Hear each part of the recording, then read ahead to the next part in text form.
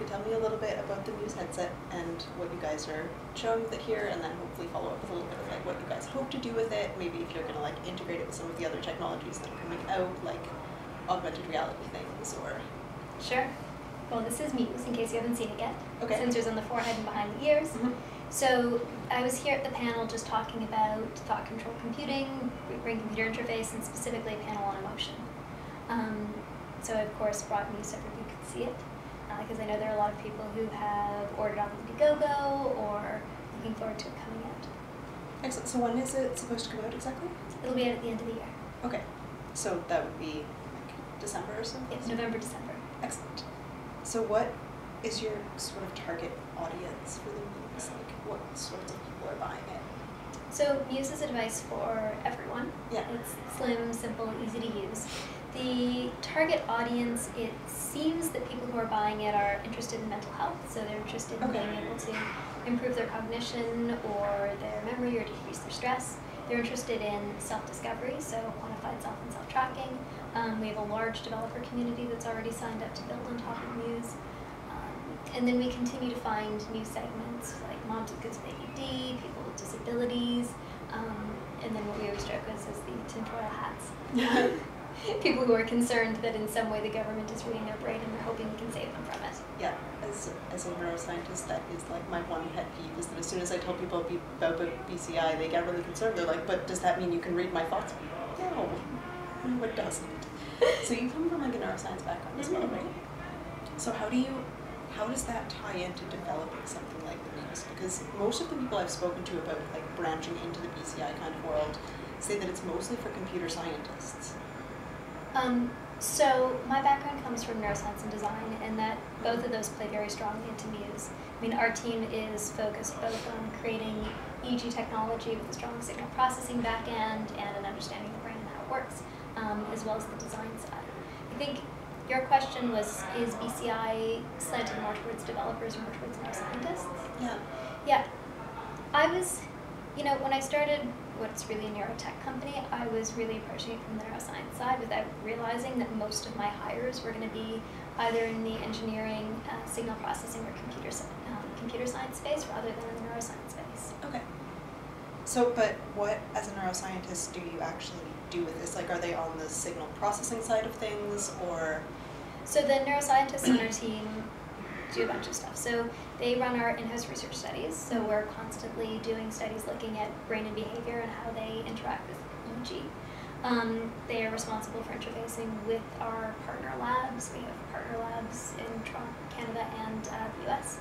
And they're also involved in understanding where in the brain signals are created in order to sort of understand the holistic EEG and try to do things like source localization, which still very, very, very early days in. Yeah, so people are trying to do source localization with the Muse. It's very, very early days. Yeah. There's like source localization with for like 4 the sensors. full EEG cap, the 4 EEG sensor seems like it would be kind of an impossible task. You start to get a hint at best. Yeah.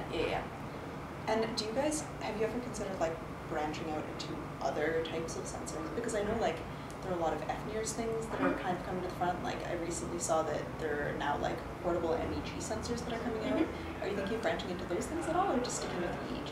So we always think about the different sensor modalities that can combine and the other things you read. So like Muse reads basically clinical grade EKG if you want it. Yeah. So our sensor system is really, really sensitive. The accelerometer can actually detect your pulse if you're trying to sit very, very still. You can't fold the accelerometer. We haven't done a lot of playing with FNIRS and no playing with MEG. But certainly when we think about the future of BCI and how it grows, we always look at how you can combine sensors to get better data. Okay, that's cool. Right, so integration with other types of technology, so like not just branching into other sensing technologies, but with something coming out like the Google Glasses, like would you ever consider just integrating them so that like... So we've already done that, not with Google Glass, but we come out of Steve Mann's lab at U of T. Yeah, So okay. Steve Mann, credited I didn't inventor. realize that Steve Mann was at U of T. Totally. Wow. We have a Canadian hero. I I don't know how I didn't make that connection, given how much I've read about him. Yeah. So Steve Vance at U of T, about a decade ago, we started working with EEG with Steve, and Chris, who's my co-founder and the CTO of InteraXon, is actually Steve's master student, and together they worked on the iTap wearable system. Okay. So Chris basically worked on Google Glass before Google Glass with Steve. Yeah. And together with Steve, we've done integrations with iTap and brainwaves and spent a lot of time thinking about how the two interact. So we're pretty deeply versed in the space. Yeah, that's really exciting. Is there anything else you want to tell me about the Muse? You want to try that? Sure.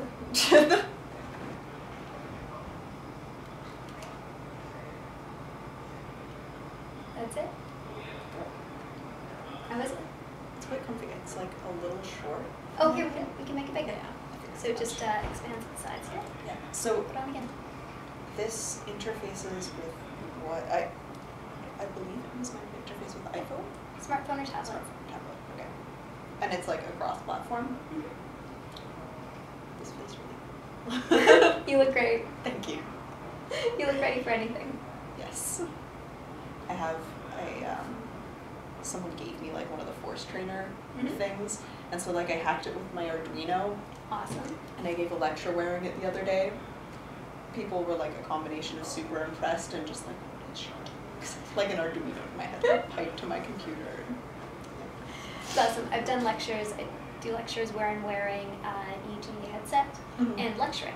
And so the first sort of custom headsets that I would wear were very small. It was just one little sensor that snakes up and onto my forehead. Yeah. And I would make the sensor itself even bigger than it needed to be so people in the audience could see it. Yeah. And while I gave the lecture, when I'm pausing, you can actually see my brain state in real time, and there's not too much muscle activity to blow it out.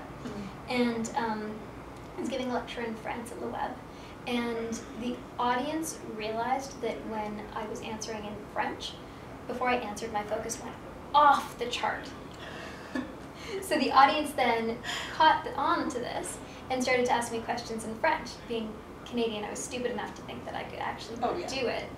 And so they realized maybe even a second before I did, and they started to play with really hacking my brain and getting it to do what they wanted to do on the screen. It was very cool. I actually had someone do the same when I was giving a lecture, because so it was the first lecture I was ever giving, and it was on BCI technology, and like I thought it would be a really cute idea to just have it like, you know, going in the background or whatever. And like when I was waiting for questions, one of the guys noticed that like my readings would just go like meditation down, focus up. And so he just started putting his hand up to watch my focus go. Awesome. Terrible. But yeah, so what, now that you have like the Muse all done, what is kind of like the next step? Because this is already like a beautiful, simple, sleek device. Thank you. So the next step is actually completing the optimization of the Muse. So this isn't the final Muse. We've made a few little tweaks to actually make the sensor contact softer, smoother, better, and to change the shaping around the ears a little bit so that it sticks the right angle on your head to really stay out of your muscle activity on your brows. Okay. So next is completing the tweaks on the Muse. We've already started with our manufacturer, so the process there is going really smoothly. Yeah. And how, like on a scale from 1 to fully hackable, like how easy is it to just like take the Muse apart and like get readings from it, like without interfacing with the software that it's meant to interface with? Oh, that's a great question. So Muse comes with sort of cross-platform SDK software. Okay. So you can dump it into Pure Data or Max MSP or MATLAB or whatever your favorite software suite is or software environment is. If you wanted to completely sort of route around that, you probably can go for it. Cool. That's good to know. So what, you are a completely different system than the Neurogadget chips, yes? Yes. It's kind of an ignorant question. No, but actually it's a good one to clear up because it's a question that we sometimes get, that people think that there's a Neurogadget chip inside of here. Yeah. Neurogadget did a super great job of opening up the market, but what we wanted to do with Muse was go well beyond the capabilities that were offered. Okay. So it's a discrete component system that is real, like near clinical quality EEG. Awesome. Thank you so much. Thank you.